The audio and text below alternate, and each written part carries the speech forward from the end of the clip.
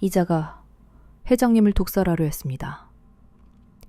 태아의료원 최고 등급 기빈 병실을 가득 메운 의료진들 사이로 원장 최진혁의 날카로운 외침이 비수처럼 날아와 꽂혔다.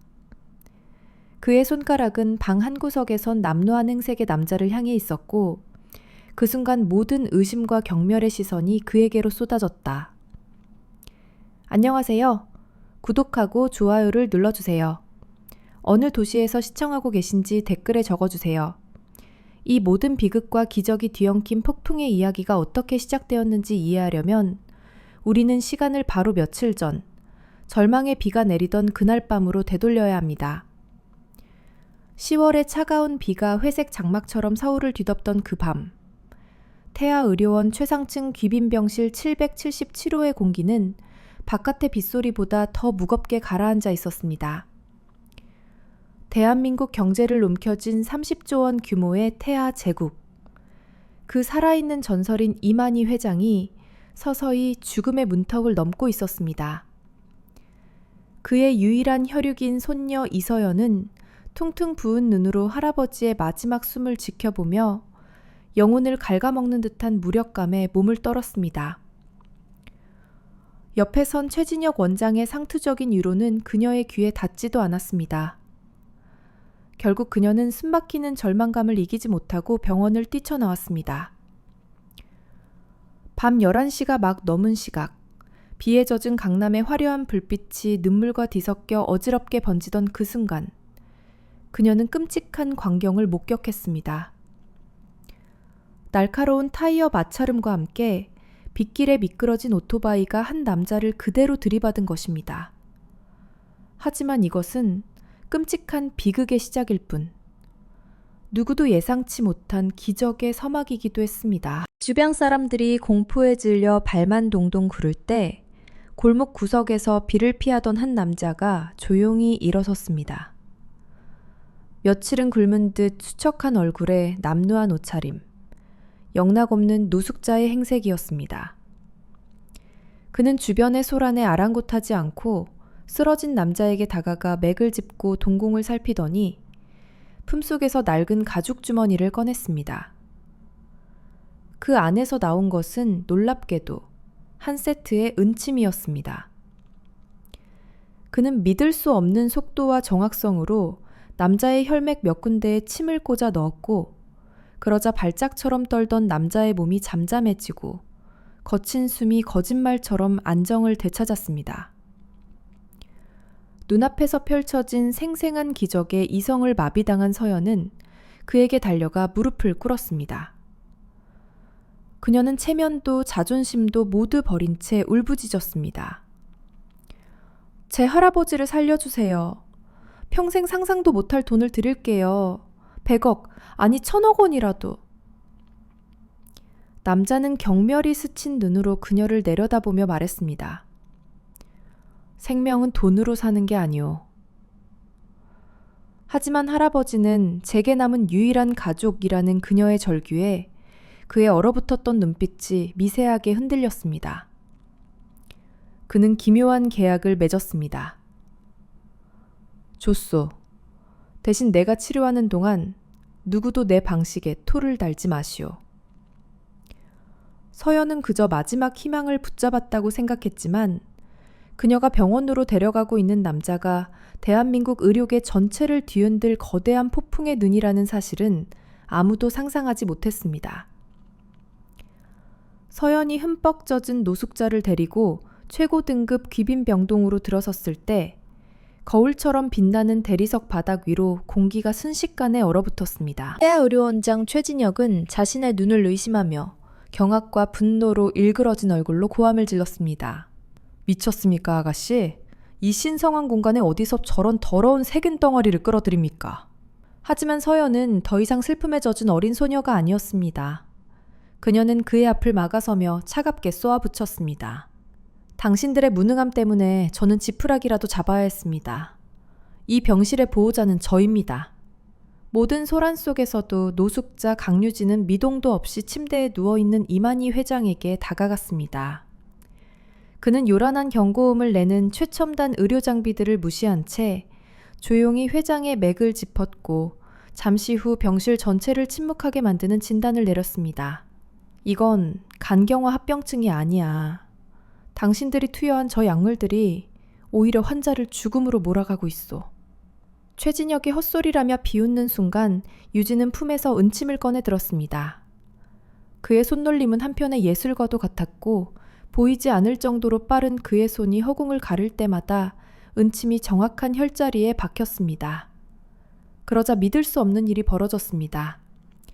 죽음을 알리던 모니터의 불규칙한 경고음이 점차 강하고 규칙적인 리듬으로 바뀌기 시작한 것입니다. 수십억 원짜리 기계들이 눈앞의 기적을 생생하게 증명하는 그 광경에 방금 전까지 그를 사기꾼이라 비웃던 의사들은 입을 떡 벌린 채 아무 말도 하지 못했습니다. 바로 그때였습니다. 모든 상황을 지켜보던 최진혁의 얼굴에서 핏기가 사라지고 그는 자신도 모르게 뒷걸음질치며 공포에 질린 목소리로 중얼거렸습니다. 저 독보적인 운침법. 설마 당신은 한세준. 그 이름이 불리는 순간 유진의 공허하던 눈빛이 섬광처럼 날카롭게 변했습니다. 하지만 그 이름이 10년 전 대한민국을 떠들썩하게 했던 비운의 천재 의사의 이름이자 피비린내 나는 복수의 서막을 알리는 신호탄이라는 것을 그 자리에 있던 누구도 알지 못했습니다. 이것은 이제 시작에 불과했습니다. 10년 전 대한민국 의료계의 태양은 단 한 명, 바로 한세준이었습니다. 그의 손은 신의 손이라 불렸고 그의 앞에서는 어떤 불치병도 고개를 숙였습니다. 그리고 그 눈부신 태양의 그림자 속에서 최진혁은 영원한 이인자의 질투심을 삼키며 때를 기다렸습니다. 그의 기회는 국회의원 박정수의 심장 수술이 실패로 돌아가면서 찾아왔습니다. 수술 후 갑작스러운 박 의원의 죽음. 그것은 최진혁에게 하늘이 내린 동아줄이었습니다. 그는 교묘하게 조작된 의료 기록과 거짓 증언을 내세워 모든 책임을 한세준에게 뒤집어 씌웠고 천재 의사는 하루아침에 희대의 살인마로 전락했습니다. 의사 면허 박탈, 사회적 매장, 그리고 모든 것을 잃은 절망 속에서 한세준은 세상에서 사라졌습니다. 그리고 현재 10년 만에 악몽처럼 돌아온 그를 완벽히 끝장내기 위해 최진혁은 또 다른 악마와 손을 잡았습니다. 그는 서울의 심장부 타워팰리스 92층에 위치한 호화로운 펜트하우스에서 이만희 회장의 차남이자 태아그룹의 부회장인 이동건과 마주 앉았습니다. 값비싼 와인이 담긴 잔을 흔들며 최진혁은 뱀처럼 속삭였습니다. 부회장님, 아버님이 저 노숙자의 해괴한 시술로 깨어나시면 모든 것이 물거품이 됩니다. 하지만 걱정 마십시오. 저자를 다시는 빛을 보지 못할 살인 미수범으로 만들 완벽한 계획이 있습니다. 아주 작은 실수만으로도 모든 것을 되돌릴 수 있습니다. 두 남자의 탐욕과 야망이 뒤섞인 눈빛이 허공에서 마주쳤고 대한민국 최상류층의 심장부에서 가장 추악하고 치밀한 음모가 그렇게 완성되고 있었습니다. 새벽 3시 40분, 병원 복도를 비추는 폐쇄회로 텔레비전 화면에 아주 잠깐 최진혁의 충실한 수하인 김 간호사가 이만희 회장의 병실에 몰래 들어갔다가 나오는 모습이 유령처럼 스쳐 지나갔습니다. 그리고 불과 몇 분 후 병동 전체에 코드블루 경보음이 날카롭게 울려 퍼졌습니다. 이만희 회장의 생체 신호가 급격히 곤두박질치기 시작한 것입니다. 미리 준비라도 한 듯 비장한 표정으로 나타난 최진혁은 유진희 회장의 기력 회복을 위해 준비해둔 약재 주머니를 와락 낚아채 그 내용물을 하얀 쟁반 위에 쏟아부었습니다. 그리고 마치 놀라운 발견이라도 한 것처럼 한 약초를 집어들고는 병실 전체가 들을 수 있도록 외쳤습니다. 이건 투국꽃, 맹독성 약초입니다. 이자가 회장님을 독살하려 했습니다. 그 순간 때맞춰 달려온 이동건이 이서연의 뺨을 거칠게 후려치며 절규했습니다. 이 멍청한 것, 네가 데려온 저 살인자 때문에 아버지가 돌아가시게 생겼다고. 눈앞에 명백해 보이는 증거와 위급한 할아버지의 모습에 서연의 세상은 산산조각이 났습니다. 그녀는 배신감과 죄책감에 휩싸여 떨리는 눈으로 강유진을 바라보았습니다. 잠시 후 들이닥친 경찰에 의해 유진은 살인 미수 혐의로 체포되었고 그의 초라한 모습은 태아그룹 회장 암살을 시도한 의문의 노숙자라는 자극적인 헤드라인과 함께 대한민국 전역으로 생중계되었습니다. 모든 것이 최진혁의 각본대로 완벽하게 흘러가는 듯 했습니다. 차가운 취조실 안, 형광등 불빛 아래 유진은 미동도 없이 앉아 있었습니다. 그의 태연한 모습은 베테랑 형사조차 혀를 내두를 정도였습니다. 그때 문이 열리고 할쑥해진 얼굴에 서연이 들어왔습니다. 그녀는 애써 눈물을 참으며 떨리는 목소리로 물었습니다. 정말 선생님이 하신 건가요? 제발 진실을 말해주세요. 유진은 그녀의 눈 속에서 아직 꺼지지 않은 작은 믿음의 불씨를 발견했습니다. 그는 그녀를 물끄러미 바라보며 나지기, 하지만 사람을 압도하는 힘이 실린 목소리로 말했습니다. 지금부터 내가 하는 말을 잘 듣고 그대로 행하시오. 당신 할아버지가 가장 신임했던 사람, 박신우 실장을 찾아가시오. 그리고 그에게 이렇게 전하시오. 10년 전 관운동의 유령이 모든 빚을 받으러 돌아왔다고. 관운동의 유령이라는 기묘한 암호는 서연의 머릿속에 강렬하게 각인되었습니다. 그녀는 그것이 무엇을 의미하는지 알 수 없었지만 절망의 구렁텅이 속에서 붙잡을 유일한 동아줄이라는 것만은 직감할 수 있었습니다. 그녀는 더 이상 울지 않았습니다. 그녀의 슬픔은 이제 차가운 분노와 굳건한 사명감으로 바뀌어 있었습니다. 과연 이 기묘한 암호는 무엇을 의미하며 서연은 이 거대한 음모의 실체를 파헤칠 수 있을까요? 모든 판이 뒤집힐 반격의 서막이 이제 막 오르고 있었습니다. 유진이 남긴 기묘한 암호는 절망에 빠진 이서연의 심장에 새로운 불을 지폈습니다. 그녀는 더 이상 슬픔에 잠긴 손녀가 아니었습니다. 그녀의 눈빛에서는 태아그룹의 유일한 후계자로서 잠재되어 있던 냉철함과 결단력이 깨어나고 있었습니다. 그녀는 즉시 이만희 회장의 그림자이자 살아있는 충신인 박신우 실장의 사무실로 향했습니다. 60평이 넘는 그의 사무실은 화려함보다는 고서와 낡은 서류들로 가득 차 있었고 그곳에서 풍기는 묵직한 신뢰의 향기는 서연의 불안한 마음을 조금이나마 진정시켰습니다. 그녀는 유진이 했던 말을 그대로 전했습니다. 실장님, 관운동의 유령이 돌아왔다고 전하랍니다. 그 말을 듣는 순간 강직하던 박신우의 얼굴이 미세하게 굳어졌습니다. 그의 눈빛이 흔들렸고 그는 한참 동안 서연을 말없이 바라보더니 무겁게 입을 열었습니다. 아가씨, 지금부터는 돌이킬 수 없는 강을 건너게 될지도 모릅니다. 그래도 괜찮으시겠습니까? 서연은 망설임 없이 고개를 끄덕였습니다. 제 모든 것을 걸겠습니다. 그 순간 태아그룹이 가진 막대한 자금과 정보력이라는 거대한 톱니바퀴가 최진혁의 목을 향해 소리 없이 움직이기 시작했습니다. 반격은 신속하고 은밀하게 이루어졌습니다. 박신우는 자신의 권한을 총동원하여 최진혁이 통제하는 병원 보안팀을 우회, 서버에 저장된 원본 폐쇄회로 텔레비전 영상을 손에 넣었습니다. 동시에 서연은 문제의 약초 샘플을 들고 서울을 벗어나 대전에 위치한 카이스트 생명화학공학과 그녀의 대학 은사인 장민중 교수를 비밀리에 찾아갔습니다.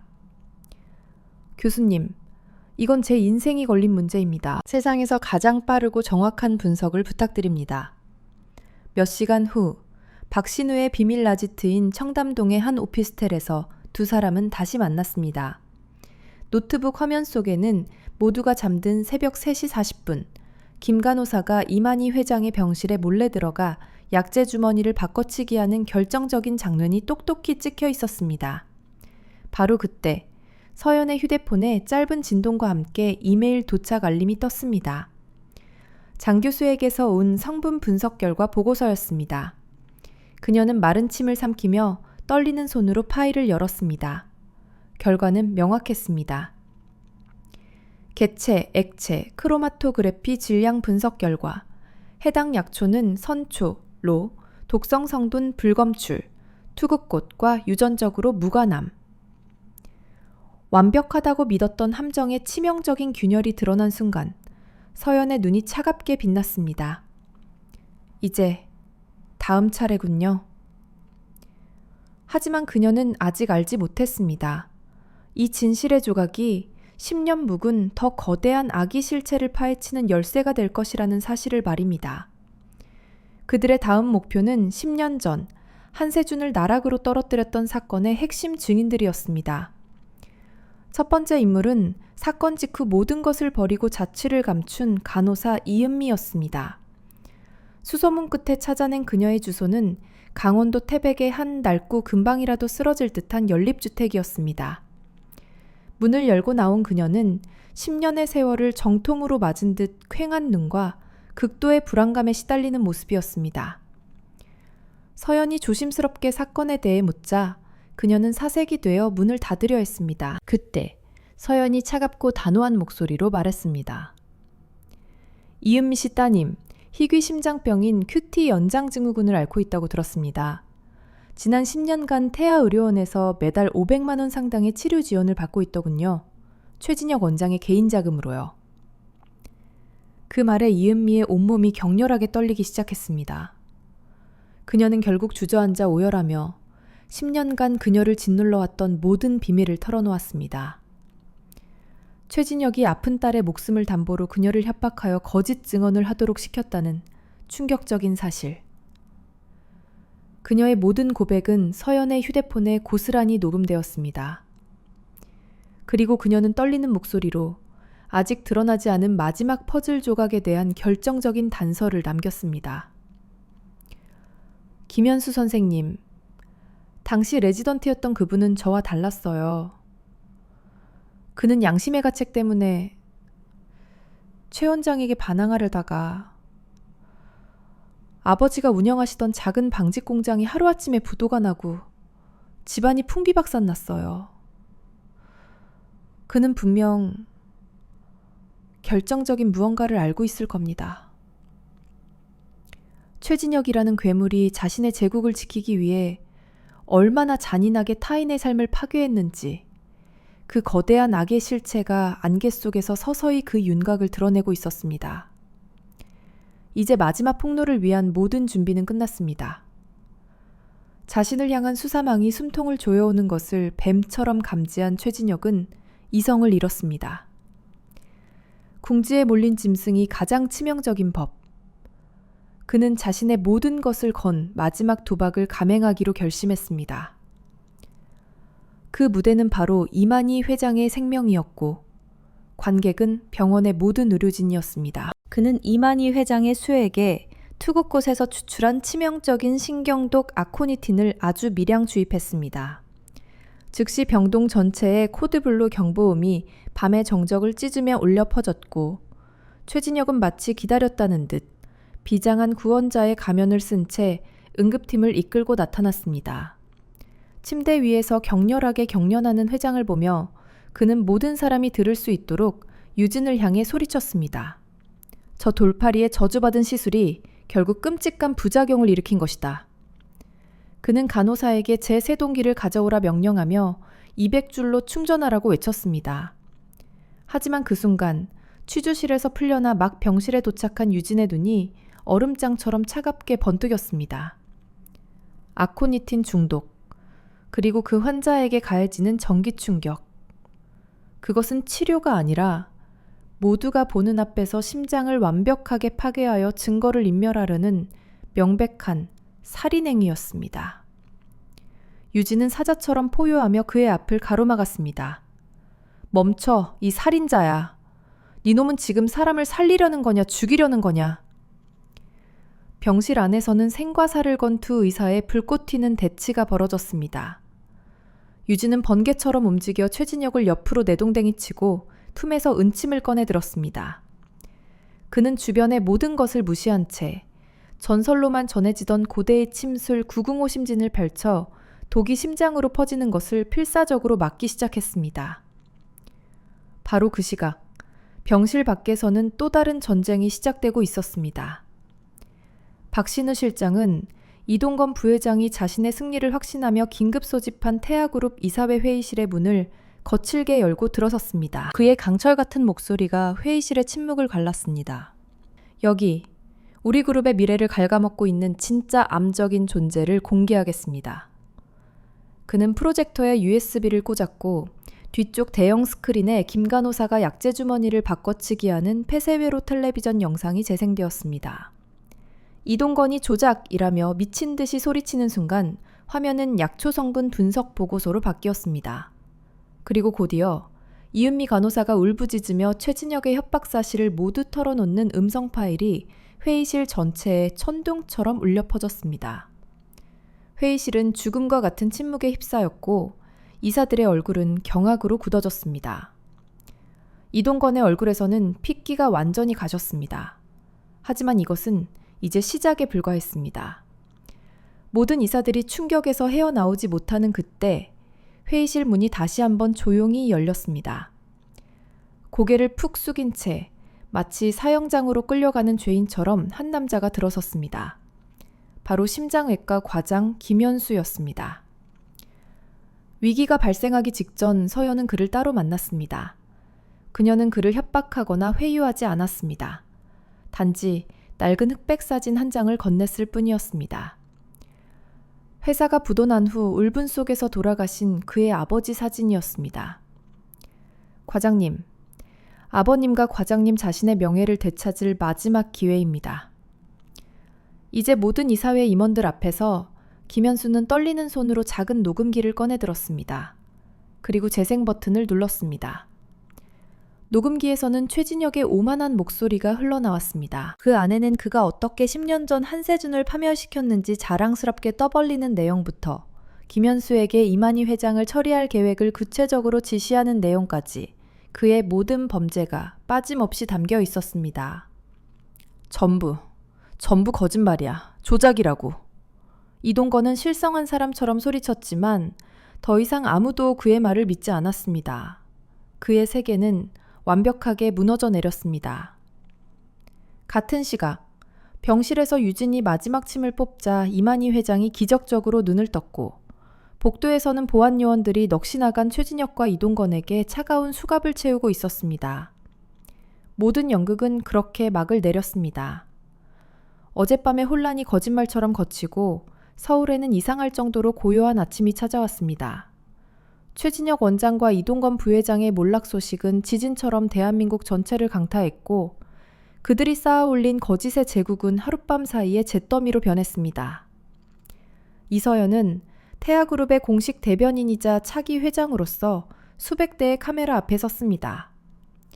그녀는 더 이상 두려움에 떠는 소녀가 아니었습니다. 그녀는 숙부인 이동건의 추악한 살해 음모부터 최진혁의 부패와 의료범죄, 그리고 마침내 10년 전 천재 의사 한세준의 인생을 송두리째 파괴했던 억울한 사건의 진실까지 모든 것을 조금도 숨기거나 축소하지 않고 세상에 밝혔습니다. 그녀는 깊이 고개를 숙였습니다.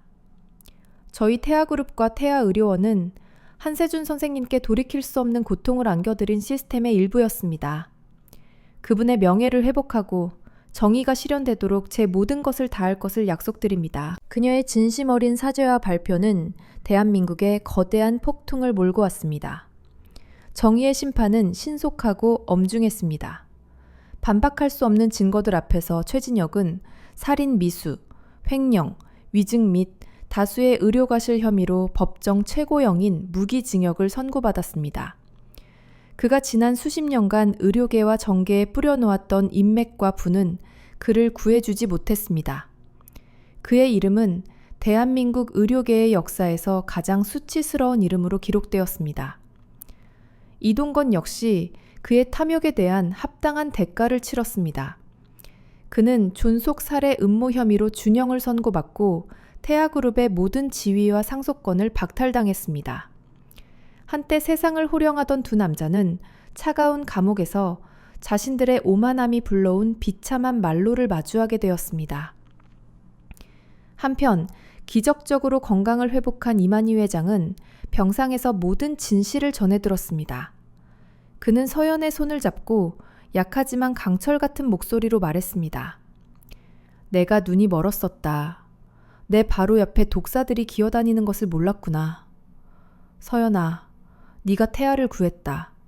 하지만 그 전에 우리가 갚아야 할 가장 큰 빚이 있다. 그를 찾아라. 한세준 선생을. 내가 직접 그를 만나야겠다. 온 나라가 영웅의 귀환을 기다리며 그를 찾았지만 한세준은 마치 땅으로 꺼진 듯 흔적조차 없었습니다. 그는 모든 스포트라이트를 뒤로하고 조용히 사라졌습니다. 몇 달 후 낡은 아파트들이 질비한 서울 외곽의 가장 가난한 달동네에 희망의원이라는 작은 간판이 걸렸습니다. 그곳에는 값비싼 장비도 화려한 인테리어도 없었습니다. 오직 과묵하지만 헌신적인 중년의 의사 한 명과 그의 곁을 지키는 나이든 간호사 한 명뿐이었습니다. 그는 머리를 단정하게 자르고 수염을 깨끗하게 밀었으며 소박한 흰 가운을 입고 있었습니다. 그는 바로 강유진, 아니 한세준이었습니다. 그는 자신을 나락으로 떨어뜨렸던 세상의 가장 낮은 곳으로 돌아와 가난하고 소외된 이들의 상처를 보듬으며 묵묵히 의사의 길을 걷고 있었습니다. 어느 날 오후 의원 앞에 멈춰선 고급 세단에서 이서연이 내렸습니다. 그녀는 이제 태아그룹을 이끄는 자신감 넘치는 리더였지만 한 아이를 따뜻하게 진찰하는 그의 모습을 보자 눈시울이 붉어졌습니다. 두 사람은 근처 작은 공원을 함께 걸었습니다. 선생님, 온 나라가 선생님을 찾고 있습니다. 태아 의료원으로 돌아오세요. 선생님께 모든 것을 드리겠습니다. 서연의 간절한 청에 그는 조용히 미소 지으며 대답했습니다. 이서연 회장, 세상은 전설을 원하지만 나는 그저 의사일 뿐입니다. 의사가 가장 필요한 곳은 화려한 병원이 아니라 바로 이곳입니다. 그의 눈에는 복수심도 원망도 없었습니다. 오직 환자를 향한 순수한 사랑과 연민만이 가득했습니다. 그는 자신을 파멸시켰던 세상을 용서하고 그 안에서 자신의 소명을 실천하며 진정한 도덕적 승리를 완성했습니다. 서연은 깨달았습니다. 그는 명예나 부가 필요한 사람이 아니었습니다. 그는 이미 자신이 필요한 모든 것을 가지고 있었습니다. 그녀는 깊이 고개를 숙였습니다. 언제든 무엇이든 필요하시면 태아가 항상 선생님 뒤에 있겠습니다. 처음으로 그의 입가에 진정한 미소가 번졌습니다. 그것은 인정과 신뢰의 미소였습니다. 서연은 차를 타고 떠나며 백미러를 통해 그의 작은 의원으로 돌아가는 흰 가운의 뒷모습을 바라보았습니다. 그는 스포트라이트를 받는 영웅이 아니라 일상 속의 이름 없는 영웅이었습니다. 그는 사람을 구하는 데 실패한 적이 없어서가 아니라 세상의 온갖 유혹과 불의 앞에서 단 한 번도 자신의 신념을 저버리지 않았기에 진정한 불패성자였습니다. 그의 전설은 역사책이 아닌 그가 구해낸 사람들의 마음속에서 영원히 살아 숨쉴 것입니다. 그 폭풍 같았던 사건이 지나고 1년이라는 시간이 흘렀습니다. 서울의 하늘은 그 어느 때보다 청명했고 세상은 언제 그런 일이 있었냐는 듯 평온하게 돌아가고 있었습니다. 태아그룹은 이서연이라는 젊고 혁신적인 리더 아래 새로운 전성기를 맞이하고 있었습니다. 그녀는 이동건과 최진영이 남긴 부패의 고리를 과감히 끊어내고 투명하고 윤리적인 경영을 기치로 내걸었습니다.